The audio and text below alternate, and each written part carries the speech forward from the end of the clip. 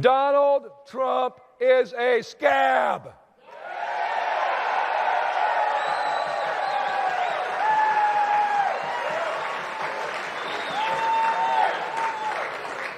Donald Trump is a billionaire, and that's who he represents.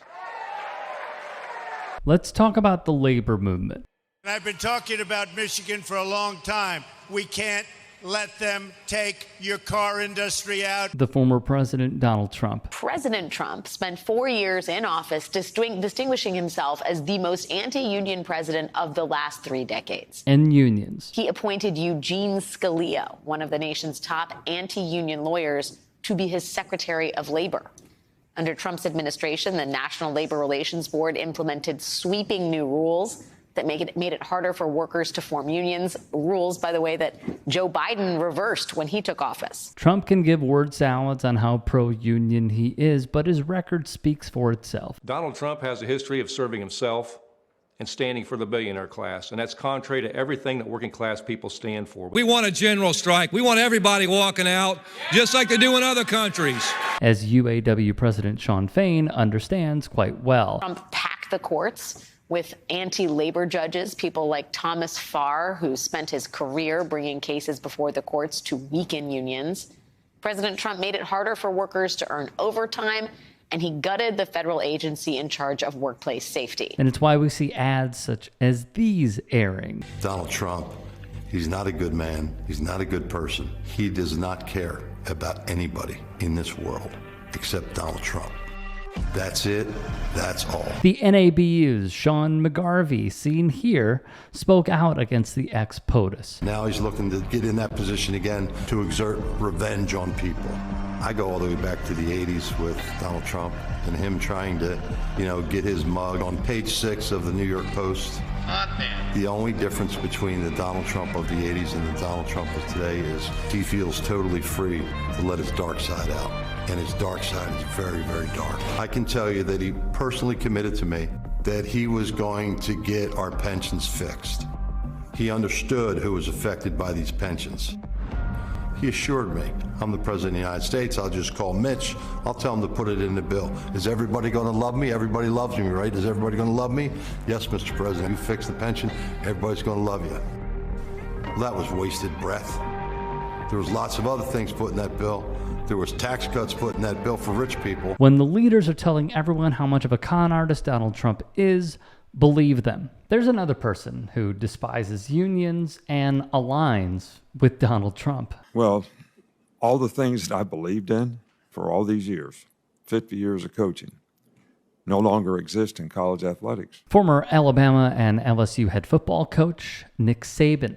Saban joined Texas Senator Ted Cruz, a man who objected to the results of the 2020 election, to not only brown-nose Saban, but join forces in a show for the cameras to inform the masses of their stance on NIL.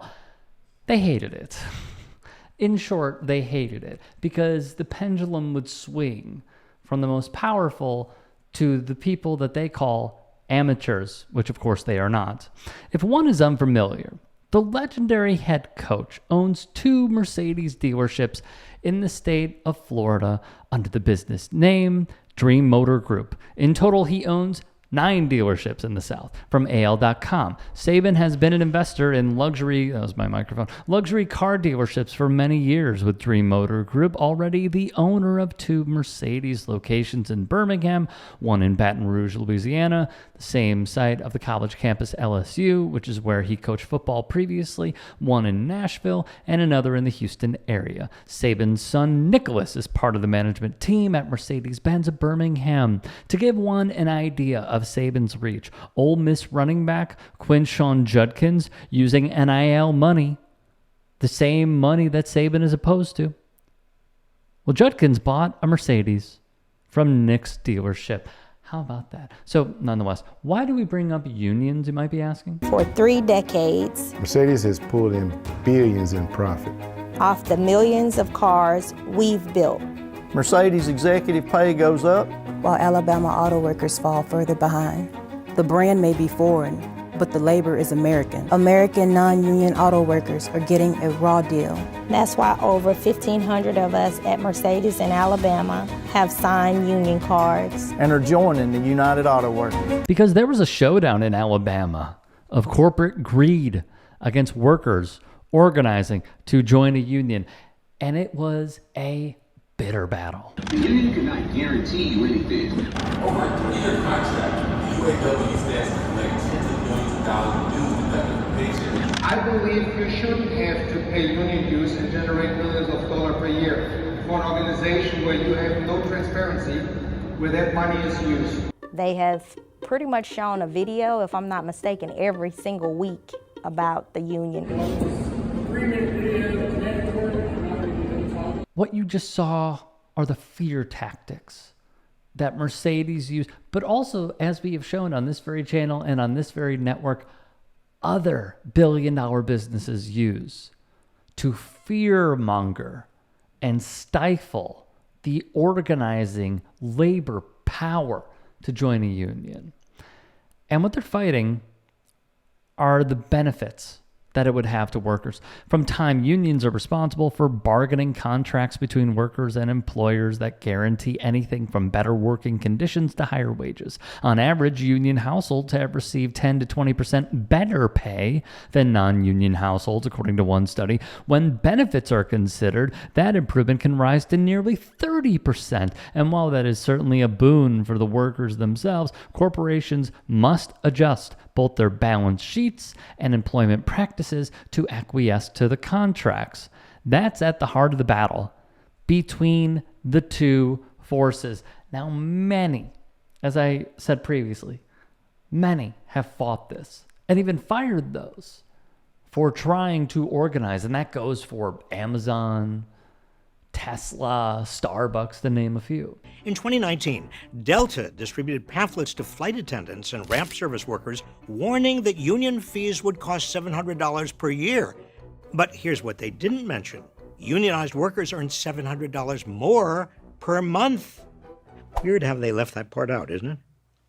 Amazon wallpapered its warehouses with anti-union ads. Starbucks CEO Howard Schultz claimed he had no choice but to exclude workers at unionizing stores from new employee benefits.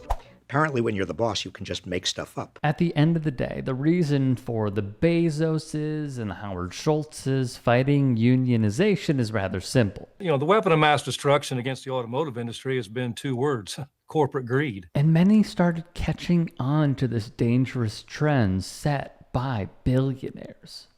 Now, what do I mean by this? Recently, in a huge victory, Volkswagen workers in Chattanooga, Tennessee, voted to unionize in what could only be considered a blowout. Via NPR, 73% of workers gave unionizing the stamp of approval.